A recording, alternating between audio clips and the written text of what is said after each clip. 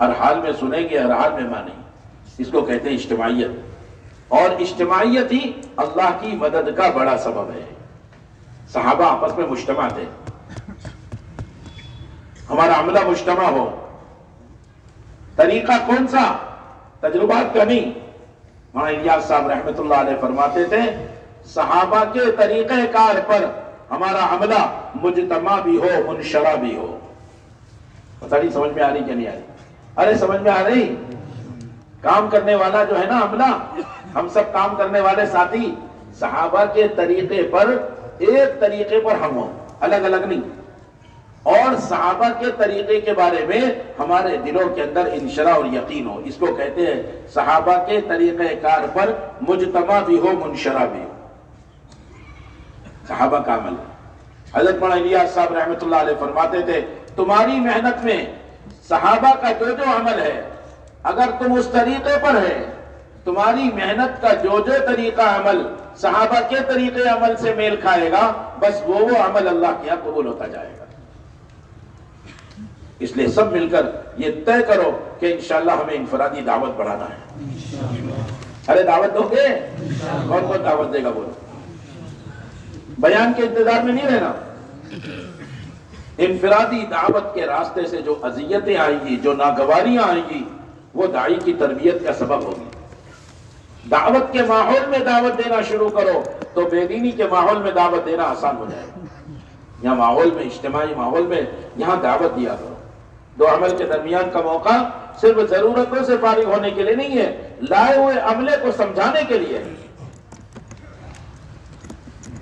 انفرادی دعوت بہت چوکنا رہنا، میری بات کو سننا ہے۔ بہت اہم ضروری باتیں ہیں جو حضرت ہمارے فرماتے رہتے ہیں، وہ آپ کو سنانا چاہتا ہوں۔ باطل نے دنیا میں 3 جال پھینکے ہیں، 3 جال۔ گناہوں کا جال،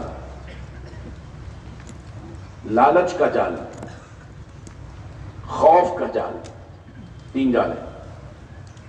مسلمان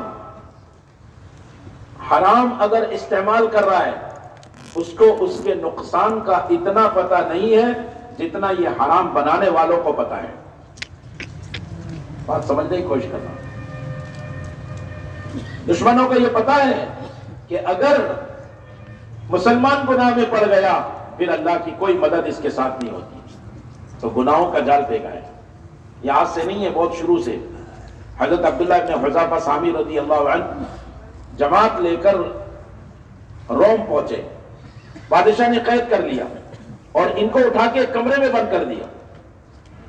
جوان لڑکی، خوبصورت، کم لباس، شراب، خنزیر کا گوشت، 3 چیز لے کے بھیجا۔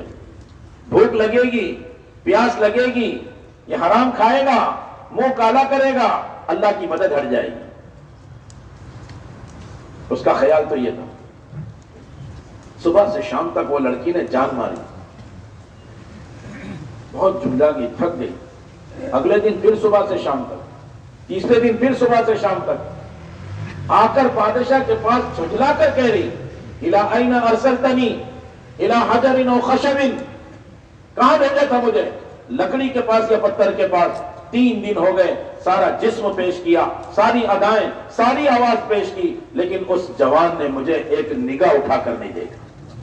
اللہ ہم سب کو عبداللہ ابن حذافہ سہمی جیسا ایمان نصیب فرمائے، ہمارے جوانوں کو عبداللہ ابن حذافہ سہمی جیسا بنا دے۔ باطل اتنی جلدی تھکتا نہیں ہے۔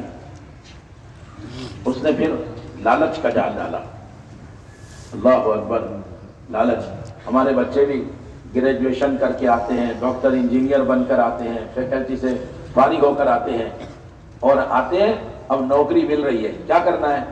تھوڑا چھوٹا کرنا ہے، کپڑے بدلنا ہے، جمعہ نہیں پڑھ سکتے، نماز میں نہیں جا سکتے، کچھ نہ کچھ شرط وہ رکھتے ہیں۔ ایسے جوانوں سے ملے دل خوش ہوتا ہے، آنکھوں میں آنسو آ جاتے ہیں۔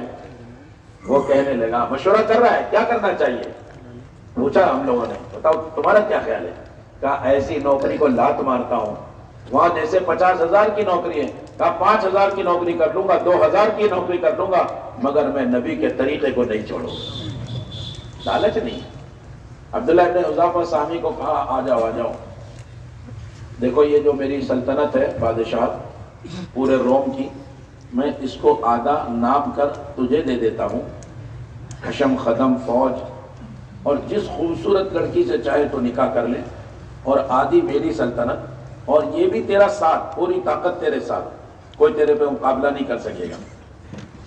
تو انہوں نے پوچھا کس بات کی مہربانی ہے؟ ابھی تو ایسا قید کر رہے تھے اور ابھی اتنا انعام؟ کہا جی کچھ نہیں، صرف اتنا کرنا ہے، اسلام چھوڑنا ہے۔ کہا اچھا اتنی بات ہے؟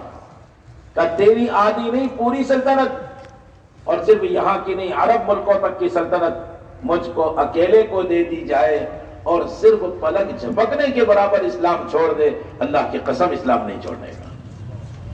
کیا بات ہے! حضرت مولانا الیاس صاحب رحمۃ اللہ علیہ فرماتے تھے، سننا دھیان سے، بات سمجھ میں آئے گی، فرماتے تھے صحابہ کی نگاہوں میں ان کے جان و مال کے بے قیمت ہونے نے ساری دنیا میں دین کو زندہ کر دیا، ہماری نگاہوں میں جان و مال کے قیمتی ہونے نے سارے دین کو دنیا سے اجاڑ کے رکھ دیا۔ ہم مجرم ہیں، ہمیں احساس نہیں، جان و مال ہماری نگاہوں میں قیمتی بنے ہوئے ہیں۔ میرا کاروبار، میرے کام دھندے، میرا پیسہ، میری نوکری، میری دکان، میری تجارت، میری کھیتی باڑی، میں باغبان، میں بہت بڑی منڈی چلانے والا،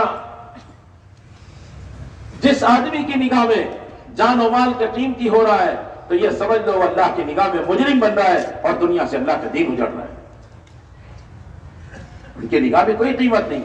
بھائی باتیں نہ کرو، اے بزرگ کو منع کرو باتیں کرنے والے، اس کو دیکھو بولتا کیا کر رہا ہے، بتاؤ کتنی طاقت ہے تمہارے اندر، چہرے پہ داڑھی نہیں اور داڑھی والوں کو مشغول کر رہے ہیں، کیا سمجھدار آدمی ہے۔ بھائی بات سنو، اتنے درمیان میں بیٹھ کے جرأت سے بات کرنا اتنی سمجھ میں نہیں آ رہا۔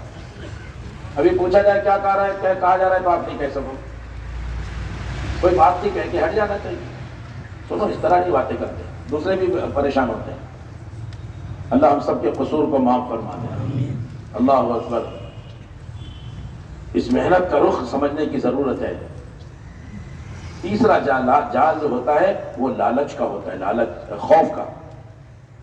عبداللہ ابن حذافہ سہمی کو دیگ کے پاس بلایا، دیگ میں کھولتا ہوا پانی، 2 قیدی کو ان کی نگاہ کے سامنے ڈالا، ایک دم سے ختم ہو، تو ظالم تھا، ختم ہو۔ عبداللہ ابن حذافہ سہمی کا نمبر آیا، جب وہ دیگ کے پاس آئے تو رونے لگے۔ جلاد نے لا کر بادشاہ کے پاس پیش کیا، اچھا اب تو بات سمجھ میں آ گئی، کیا تم رونے لگے تو شاید سمجھ گئے ہوں گے، اس طرح وہ پیش کر رہے ہیں۔ انہوں نے کہا، عبداللہ ابن حذافہ سہمی رضی اللہ تعالیٰ عنہ نے، بھائی بات یہ ہے اللہ کا دین بہت قیمتی ہے، میں جب دیگ کے پاس پہنچا تو مجھے یہ لگا کہ میری تو ایک ہی جان ہے، میرے کو اس میں ڈالیں گے میری جان ختم، ہماری جان تو بے قیمت ہے، اللہ کا دین بہت قیمتی ہے، مجھے رونا اس پر آ رہا تھا، ایک ہی جان ہے، کاش میرے بدن پر جتنے بال ہیں اتنی میری جانیں ہوتی، تیرے سامنے کھڑے ہو کر اس دیگ میں ایک ایک جان ڈالتا چلا جاتا۔ کیوں نہیں ہوتی؟ رسول اللہ صلی اللہ علیہ وسلم کی تمنا ہے دلی کہ میں اللہ کے راستے میں جاؤں اور قتل کر دیا جاؤں، پھر دوبارہ زندہ کیا جاؤں، پھر میری تمنا ہے کہ میں اللہ کے راستے میں جاؤں اور پھر مجھے شہید کر دیا جائے، پھر اللہ سے میں تمنا کرتا ہوں دوبارہ زندگی ملے، میں دوبارہ اللہ کے راستے میں جاؤں اور پھر اللہ کے راستے میں شہید ہو جاؤں۔ ایسا روایت میں 7 مرتبہ تمنا جائے۔ نبی کی تمنا ہے تو نبی کے غلاموں کی تمنا کیوں نہ ہو؟ میرے محترم بزرگوں، اپنی جان و مال کو بے قیمت کر کے دعوت کا کام کیا جاتا ہے۔ سہولت کا مزاج، کہ سہولت کے مزاج سے تو کفر پھیلتا ہے، باطل پھیلتا ہے، حق تو قربانیوں سے پھیلتا ہے۔ اس لیے درخواست ہے ہمارا سارا عملہ مولانا یوسف صاحب رحمۃ اللہ علیہ کے بیانات کو پڑھا کرے، حیات الصحابہ میں صحابہ کی قربانیوں کو دیکھا کرے، کیسی قربانیاں، کیسے تھکنا، کیسے آگے بڑھنا۔ مولانا یوسف صاحب رحمۃ اللہ علیہ فرماتے تھے دنیا میں جب بھی اسلام چمکا ہے قربانی دینے والوں کے راستے سے چمکا ہے، اگر دشمنوں کے گھیرے میں بھی ہے اور قربانی دینے والے تیار ہو گئے، اللہ ان کے راستے سے عالم میں دین کو زندہ کر دیں گے، اسلام چمک جائے گا۔ ایسے خوش نصیب لوگوں میں بننا ہے۔ اس کے لیے ہمارا عملہ انفرادی دعوت دے کر امت کو تیار کرے، مسجد کے ماحول میں لا کر بات کرنا، یہی صحابہ کی ترتیب ہے۔ گھروں پہ بیٹھ کے بات کرنے سے، دکان میں ٹیلر کی دکان ہے، بات ہو گئی، تشکیل ہو گئی، وصولیابی بھی ہو گئی، تھوڑی دیر میں پوچھے گا ایک جوڑی کے کپڑے کی کیا سلائی ہے، عید آ رہی ہے مجھے کپڑے سلانا تھے، شادی ہے بچوں کے کپڑے سلانے، موبائل کی دکان پر ہے، ہاں سب تو ہو گیا، پھر پوچھے گا کیا چل رہا ہے آج کل اس کا بھاؤ، تو دنیا کی قیمت لے کر آئے گا، اور مسجد کے ماحول میں لائے گا تو اس کے دل کا بھی تاثر ختم ہو جائے گا۔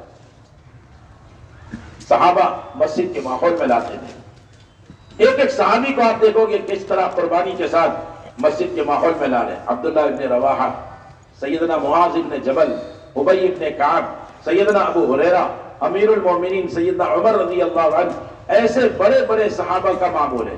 بھئی یہ بوتل بھرنے والوں کو ذرا کوئی منع کر دو،